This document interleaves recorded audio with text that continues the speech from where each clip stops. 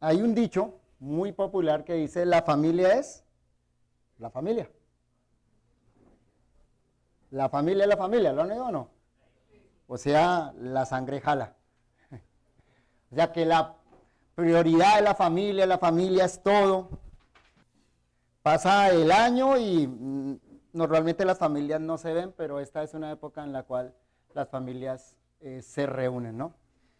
Estas reuniones familiares de fin de año nos recuerda algo valioso para cada ser humano, que pertenecemos a una familia. Eso es algo valioso, que no estamos solos en este mundo. Y eso es fundamental para el ser humano. El ser humano fue creado para estar en sociedad, para estar con otros. Y de la manera como Dios nos creó, pues todos nosotros nacemos en un núcleo familiar. Nadie nació espontáneamente, creo, ¿no? Todos llegamos al mundo por la vía natural normal. No estamos creados para estar solos. Y de ahí entonces el valor de la familia para nosotros. Hay quienes el año pasado, ya es el año pasado, el 2022, perdieron un ser querido, ¿cierto? Y la pérdida de un ser querido nos recuerda también el valor de la familia. De hecho, para esas personas que perdieron un ser querido el año pasado, seguramente estas fechas son muy, muy difíciles, porque traen el recuerdo de los momentos vividos con esa persona, ¿cierto? Entonces, decimos, es la primera Navidad es el primer fin de año sin esa persona. Es difícil. Otra vez, entonces, ¿ven qué tan importante es la familia para nosotros los seres humanos? No fuimos creados para estar solos. Hay una condición más difícil, incluso de aquellos que perdieron un ser querido, y es la de aquellos que crecieron sin familia. No sé si acá hay alguien así, o quizá ustedes conozcan una persona que creció sin familia, un huérfano, o quizá una viuda que queda sola, desamparada, que queda sin su esposo o incluso sin sus hijos. Son personas sin familia. Para ellos, no ser parte de una familia o no tener una familia seguramente trae un dolor inmenso, constante, continuo. Y es un dolor que se incrementa para estas fechas, porque ven que la mayoría celebra en familia, pero ellos no tienen una familia. Entonces son personas que normalmente pues no celebran estas fechas. Se acuestan temprano, tratan de no estar en relación con otros porque les produce, obviamente les produce dolor ver a otros en familia cuando ellos no la tienen, ¿no? Pocas veces pensamos en esas personas. ¿Usted ha pensado en esas personas en estas fechas? No, porque estamos en familia, nosotros estamos felices, estamos contentos, celebrando. Pocas veces pensamos en ese tipo de personas y en el dolor que ellos experimentan. Y bueno, creo que sería maravilloso si ya pasaron las festividades de este año, pero si ustedes a final de este año, todos nosotros a final de este año, para las próximas festividades, pensáramos en compartir estas festividades con alguien así. Invitarlo a que pase la Navidad, a que pase el fin de año con nosotros, para que se sienta en familia. Pero ese no es mi tema. Lo que quiero poner en sus mentes es que todo ser humano fue creado para vivir en familia y no en soledad. El apóstol Pablo en Efesios 3:15 dice que de Dios toma nombre toda familia en los cielos y en la tierra. Escuchen eso que dice Pablo, que la idea de familia no es humana, sino divina. De hecho, yo me atrevería a decir algo, la existencia de las familias es una evidencia de la existencia de Dios. Los hombres no se inventarían la familia. ¿Y sabe por qué les digo eso?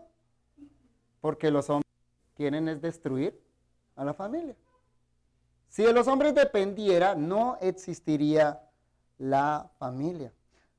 La familia humana se originó en Dios, no en el hombre. La Biblia lo enseña claramente.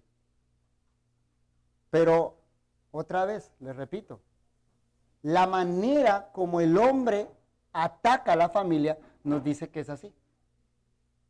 El hombre no se inventa la familia, el hombre quiere destruir a la familia, o como hoy en día dicen elegantemente, deconstruir, para construir una nueva idea de familia. ¿Usted ha escuchado eso?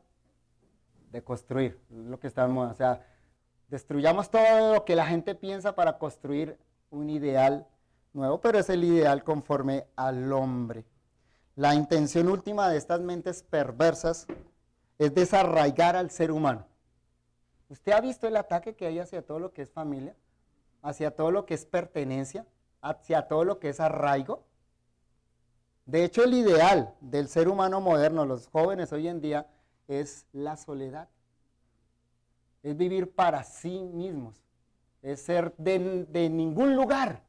No estar arraigados ni a una patria, ni a una familia. Ese es el ideal del hombre moderno. Esa es una filosofía que se está implantando. Eso no es que los jóvenes se la inventaron, se la están implantando en sus mentes. ¿Por qué razón? Bueno, para que todo hombre, todo ser humano, sea un átomo suelto en el universo. Que no esté amarrado a nada, que no esté agarrado a nada, y así entonces el ser humano es vulnerable y sin identidad. Y eso es lo que estamos vivenciando. La vulnerabilidad de las nuevas generaciones. La fragilidad de las nuevas generaciones tiene que ver con toda esa deconstrucción que nos están haciendo con relación a la familia. En la medida que se logre sacar a las personas de sus núcleos familiares, entonces será más fácil manipular y controlar a las personas. Porque finalmente esas personas que están solas, porque fue a lo que los empujaron, necesitan un padre y una madre. Necesitan una familia. Siempre el ser humano va a necesitar una familia. ¿Y sabe qué es lo que sucede cuando los desarraigan? Bueno, porque hoy en día se habla de diferentes modelos de familia. Incluso de familia monoparental. O por ahí escuchaba, leía la otra vez de alguien que es su única familia, él o ella. ¿Han escuchado eso? Familias disfuncionales. Hablan hoy en día. No, hay un solo modelo de familia. Pero sacan al hombre de ese concepto de familia y el hombre necesita un padre y una madre. ¿Y sabe quién se constituye padre y madre de ese hombre que ahora es solitario? El padre Estado y la madre Tierra. ¿Han escuchado eso? El padre Estado, o sea, ¿quién me tiene que mantener? ¿Quién me tiene que dar vivienda? El padre Estado, claro, porque esa persona la sacaron de su familia. Y como necesitamos también la identidad de madre, ¿quién se constituye la madre? La madre naturaleza. En últimas, este ser humano es hijo de la nada. No pertenece a nada ni a nadie. No tiene padre ni madre en el mundo, no tiene hermano, no tiene primo, no tiene tíos, no tiene familia. Eso es lo que se está buscando con el ser humano en nuestros días. Pero Pablo nos dice que es de Dios, de quien toma nombre toda familia en los cielos y en la tierra. Y con eso Pablo nos recuerda que la familia humana toma su identidad de la familia de Dios. Déjame decírselo de otra manera. La familia original no es la familia humana, porque el hombre no la puede inventar. La familia original es la familia de Dios. Y la familia humana debería tomar su identidad de la familia de Dios. Hay una familia de Dios. Y nosotros debemos mirar hacia la familia de Dios para entender cada vez mejor lo que es la familia humana. Lo que debe ser cada una de nuestras familias. No es al contrario. No podemos mirar a la familia humana para imaginarnos una familia de Dios porque ni siquiera hay un único modelo de familia humana. Los hombres inventan diferentes modelos. Y en el texto que vamos a considerar hoy, el apóstol Pablo nos presenta de manera concisa la familia de Dios. invitándonos a valorar el gozo infinito que disfrutan aquellos que hacen parte de esa familia, pero también invitando a ser parte de esa familia de Dios a los que ahora se encuentran fuera de esa familia. Hay una idea subyacente ahí, y es esta: la única familia que realmente nos provee identidad y nos satisface es la familia de Dios. Y vamos a ver eso, por qué es así. A la luz de Efesios capítulo 2, versículos 11 al 22, nuestro texto de hoy, Efesios 2, 11 al 22, vamos a considerar la condición, la constitución, la conformación y las características de la familia de Dios. Repito, vamos a considerar la condición, la constitución, la conformación y las características de la familia de Dios. Y bueno, dando también continuidad al tema que tratamos en diciembre, ¿recuerdan? En diciembre fue la familia sagrada, la familia piadosa, la familia cristiana, ¿cierto? Bueno, vamos a hablar hoy de la familia de Dios, para que entendamos mejor cómo debe ser una familia humana. Vamos a leer inicialmente versículos 11 y 12, donde Pablo nos presenta la condición de la familia de Dios, en contraste con quienes son llamados acá no familia de Dios. Dice Pablo allá en Efesios 2, 11 y 12, por tanto, acordaos de que en otro tiempo vosotros, los gentiles, la carne, en aquel tiempo estabais sin Cristo, alejados de la ciudadanía de Israel y ajenos a los pactos de la promesa, sin esperanza y sin Dios en el mundo. ¿Nota las personas que Pablo está describiendo acá? Podríamos decir, quizás exagerando un poco, son gente sin familia. Son gente desarraigada. En estos versículos vemos la condición de aquellos que no pertenecen a la familia de Dios. Eso es lo que Pablo está describiendo acá. Y por vía de contraste, podemos observar la condición de aquellos que sí pertenecen a la familia de Dios. O sea, lo que no tienen unos, sí lo tienen. Los que no pertenecen a la familia de Dios, sí lo tienen los que pertenecen a la familia de Dios. Déjenme mostrarles el contraste. Pablo le dice a los que les escribe, en aquel tiempo, en un tiempo anterior, eran llamados incircuncisión por la llamada circuncisión hecha con mano en la carne. Está hablando de los judíos que veían a sí mismos como la familia de Dios, decían al resto de los hombres, ustedes no son familia de Dios. Pero el problema de los judíos es que pensaron que la manera como podían ser parte a través de un rito, con la circuncisión. Si no tenía la circuncisión, entonces no era familia de Dios.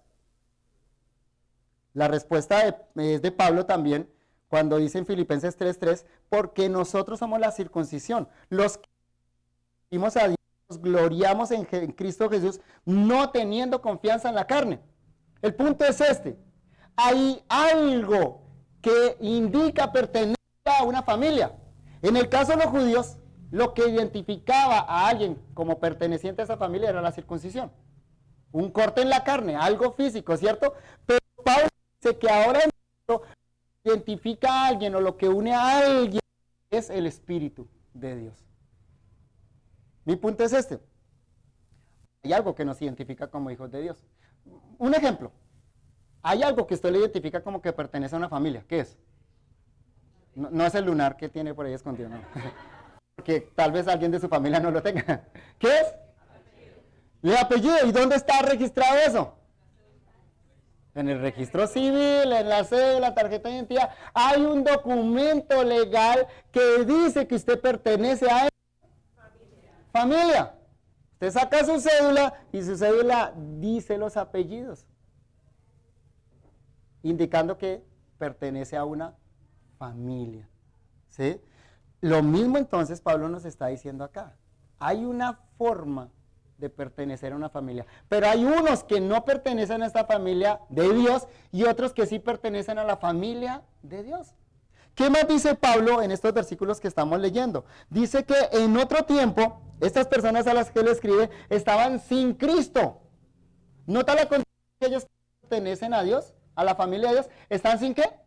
Sin Cristo. Y Carlos nos explicó, sin la esperanza de alguien que me puede ayudar a establecer con Dios, sin Cristo. Pero aquellos que hacen parte de la familia de Dios, sí tienen a Cristo.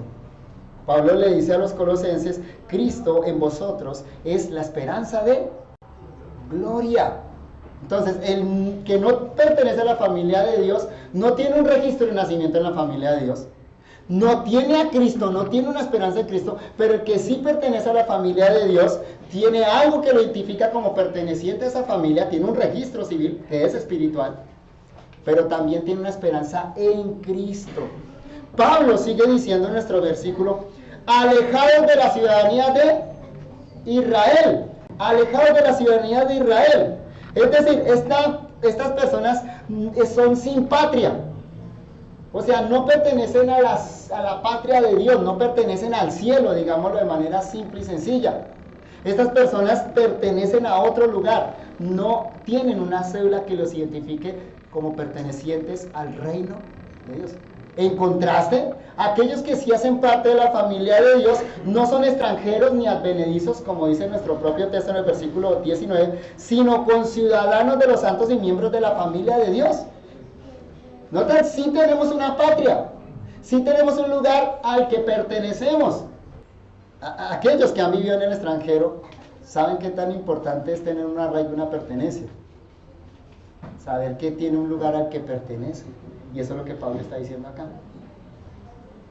Pablo sigue diciendo que aquellos que no hacen parte de la familia de Dios están ajenos a los pactos de la promesa. O sea, para ellos no hay promesas. Claro, está hablando de las promesas que Dios hace. ¿Como cuáles? La promesa de salvación.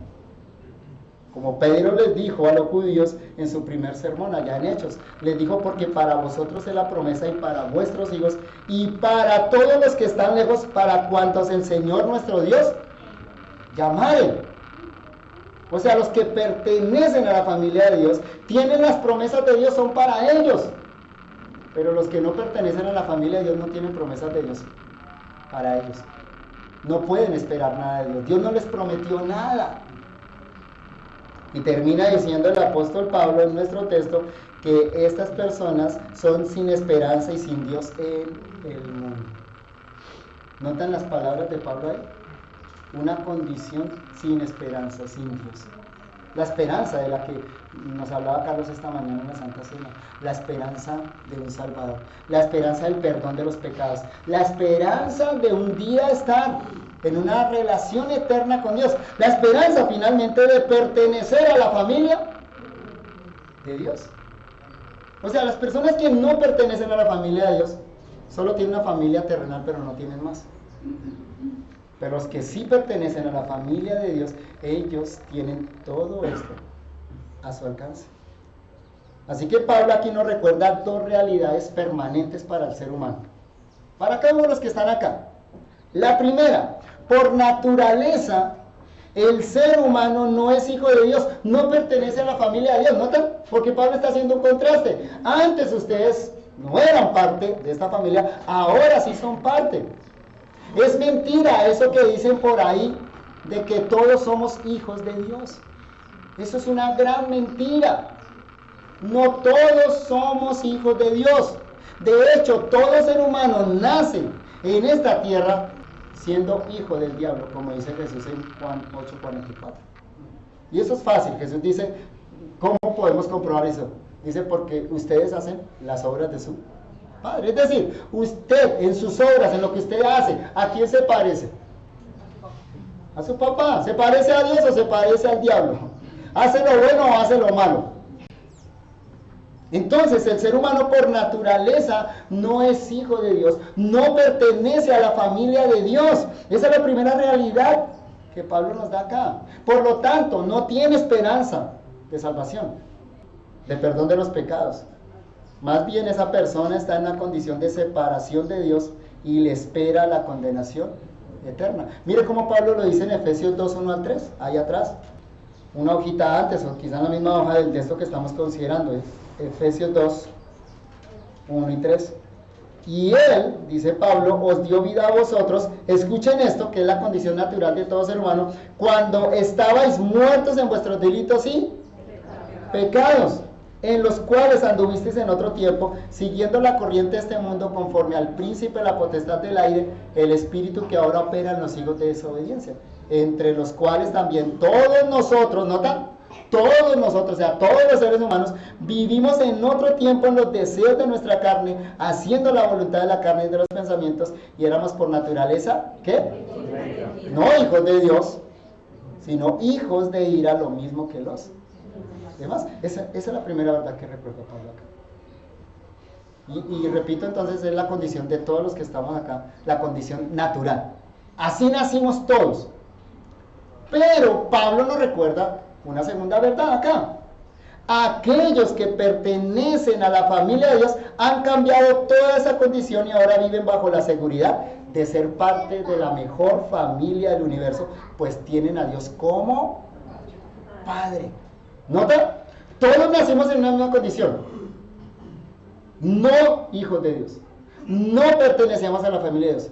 Pero Pablo nos muestra acá que hay algunos que sí pertenecen a la familia de Dios. Y esa es la condición más bienaventurada de un ser humano. Porque pertenecer a la familia de Dios significa que Dios es su Padre. Pasemos a los versículos 13 al 16. Efesios 2, 13 al 16.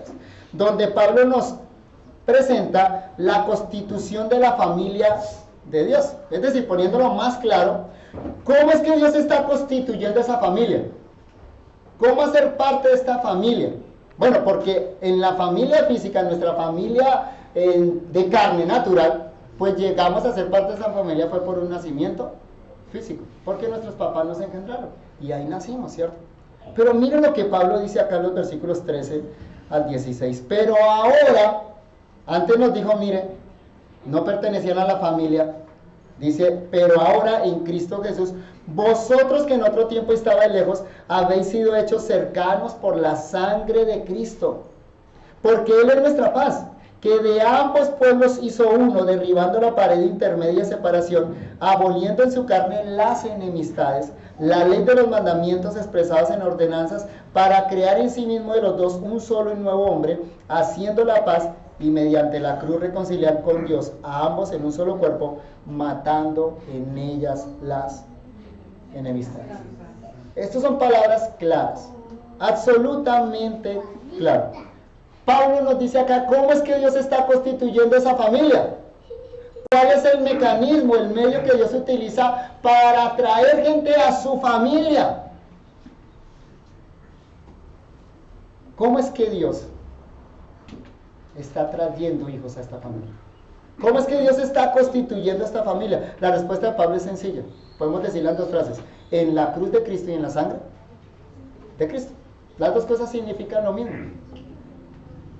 De hecho, es la cruz de Cristo la que hace separación entre los seres humanos, incluso entre las familias de sangre.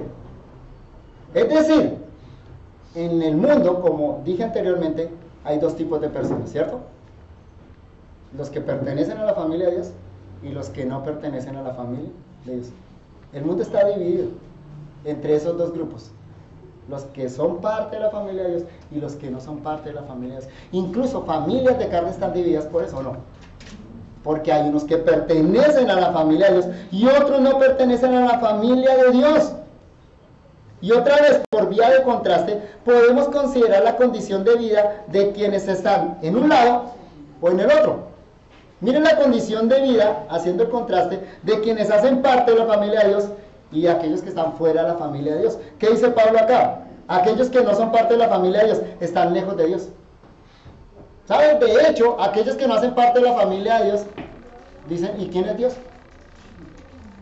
Ni les interesa Dios. Viven su vida sin Dios. Para ellos es locura hablarles de Dios. Pero aquellos que están dentro de la familia de Dios están cerca de Dios. Tienen a Dios como Padre. Tienen una conciencia de Dios. Pablo dice que aquellos que están fuera de la familia de Dios están en enemistad con otros seres humanos. ¿Nota que Pablo dice ahí? ¿Qué hizo Cristo? Cristo hizo la paz entre aquellos que estaban en enemistad. Es decir, todo ser humano está en pelea consigo mismo, con Dios y con los demás, ¿o no? ¿Es lo natural o no? Incluso en estas fechas, con la música que se pone, con los asados que se comen, parece que las familias están unidas y al final terminan peleadas. Veía en el noticiero que decía que solo en Medellín, en la Navidad, hubo más de 1000 pleitos y la mayoría fueron familiares. ¿Qué hay entre los hombres sin Dios? Enemistad. Pero ¿qué hay en la familia de Dios? ¿Sabe qué hay en la familia de Dios? Amistad los unos con los otros. Y no porque seamos iguales, somos muy diferentes. Pero gracias a lo que Dios ha obrado en nosotros, podemos vivir en paz los unos con los otros. O sea, esta sí es una familia que de verdad vive en paz y armonía. Lucha por eso, por lo menos. Es la familia de Dios. ¿Qué más dice Pablo? Aquellos que están fuera de la familia de Dios, que no pertenecen a la familia de Dios, serán juzgados por la ley de Dios. Pablo nos habla en este versículo de los mandamientos que son contrarios a nosotros, es decir, la ley de Dios que señala nuestros pecados.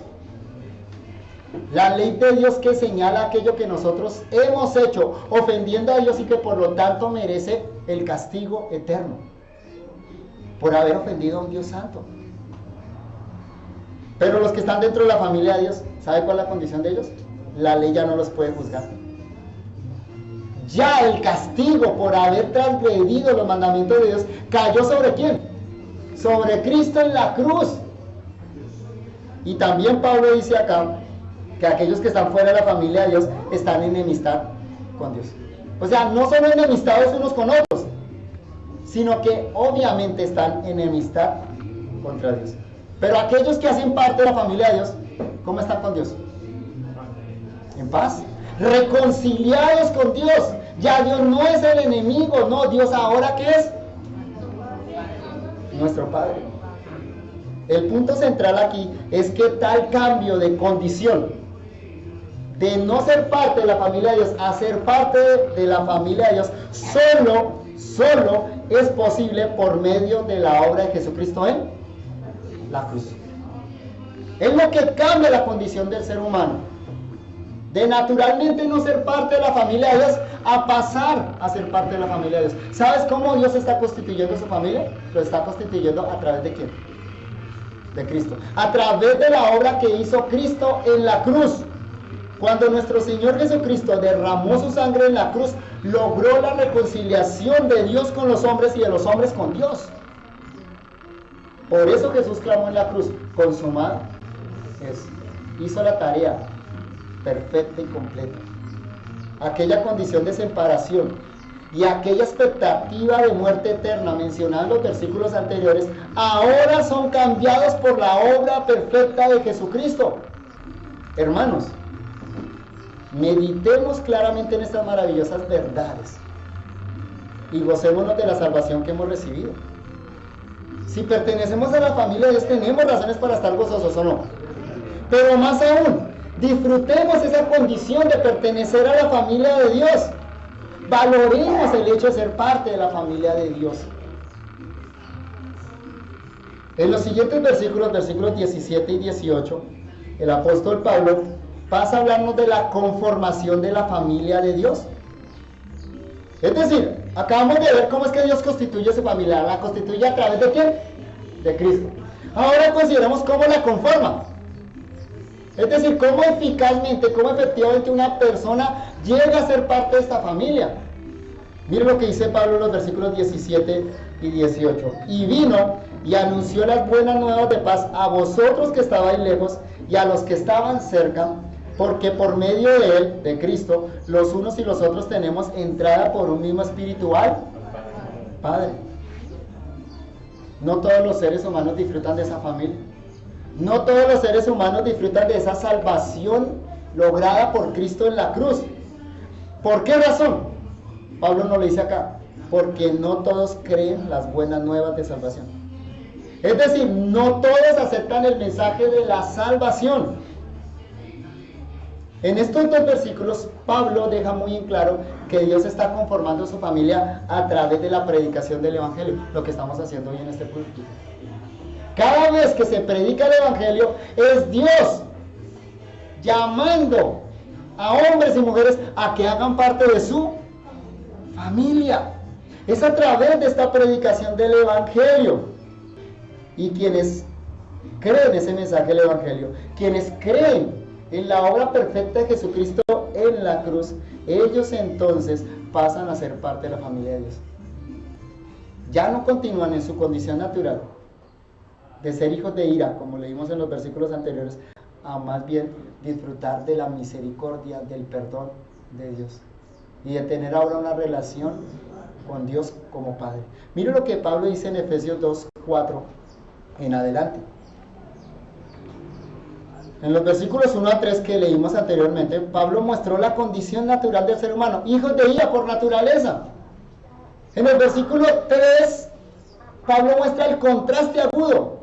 Por eso comienza el versículo 4 diciendo, pero, ¿notan? Pero Dios, que es rico en misericordia, por su gran amor con que nos amó, aun estando nosotros muertos en pecado, nos dio vida juntamente con Cristo, por gracia sois salvos.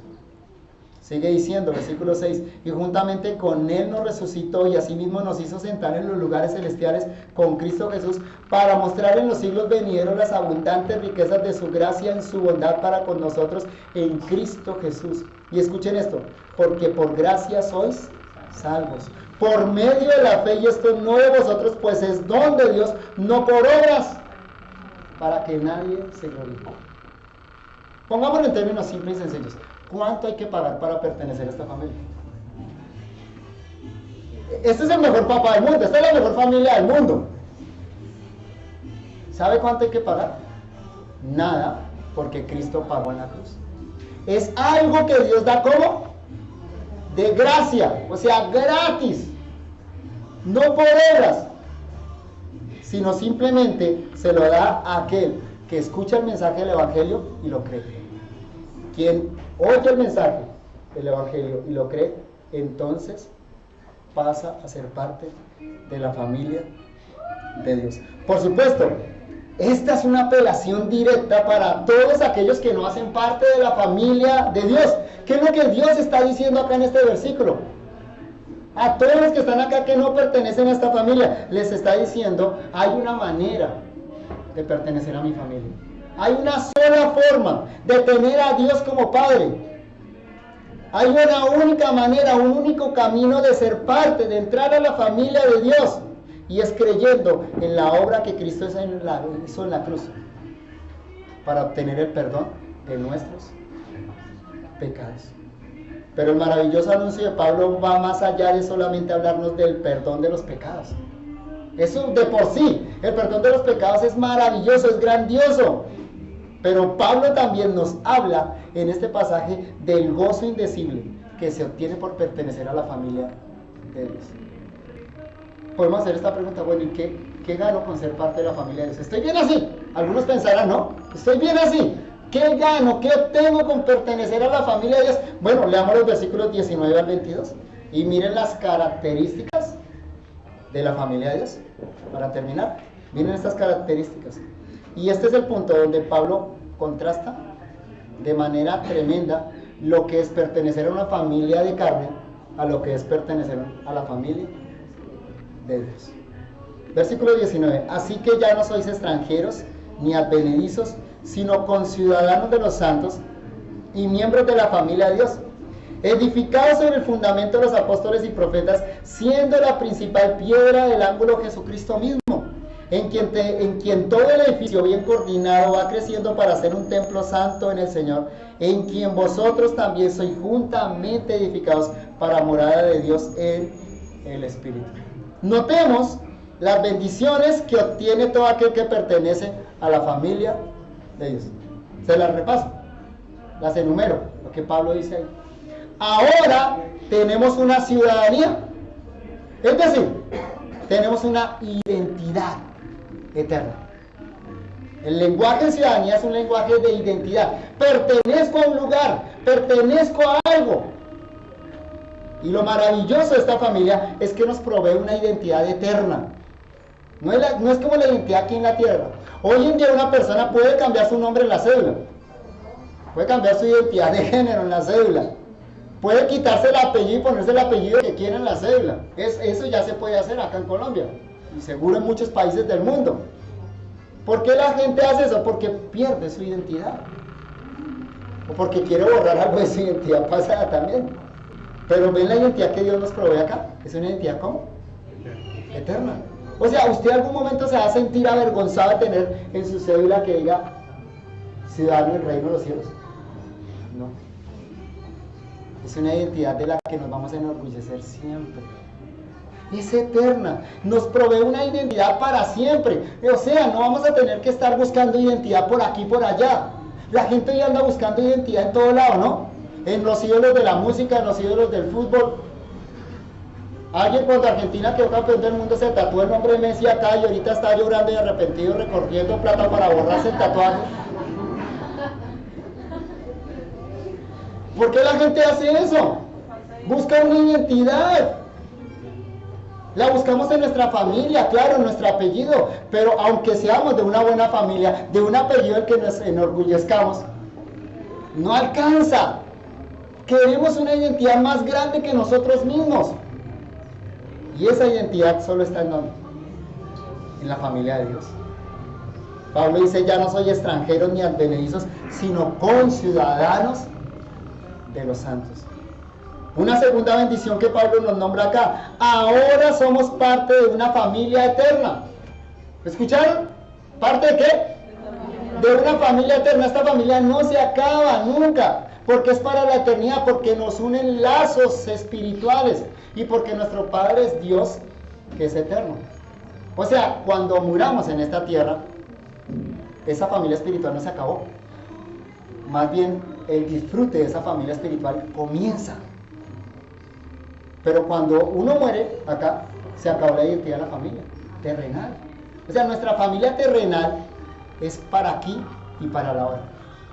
Es para la tierra. Disfrutémosla, y disfrutémosla, por eso tenemos que disfrutarla aquí. Disfruta tu familia de carne aquí en la tierra, por encima de las diferencias que tengan. Disfrutémoslas, porque esa familia es solo acá.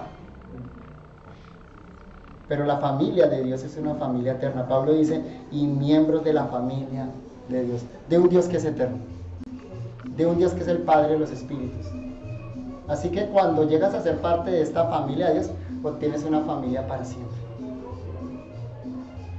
¿Qué más dice Pablo? Bueno, Pablo dice, ahora nos paramos sobre un fundamento firme e inamovible. Pablo dice, edificado sobre el fundamento de los apóstoles y profetas, siendo la principal piedra al ángulo Jesucristo mismo. Es decir, ¿esta familia va a desaparecer? ¿Hay algún riesgo de que esta familia un día sea destruida? ¿Que se pierda este apellido celestial? No, el fundamento de esta familia es Jesucristo mismo. Esta es una familia que nunca va a ser removida, nunca va a ser destruida.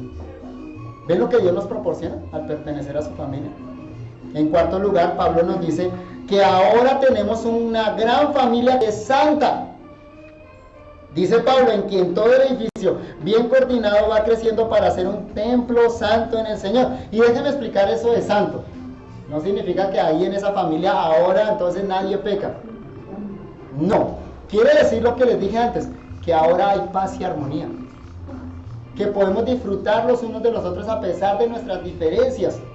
Porque Dios está cambiándonos a cada uno de los que pertenecemos a esta familia.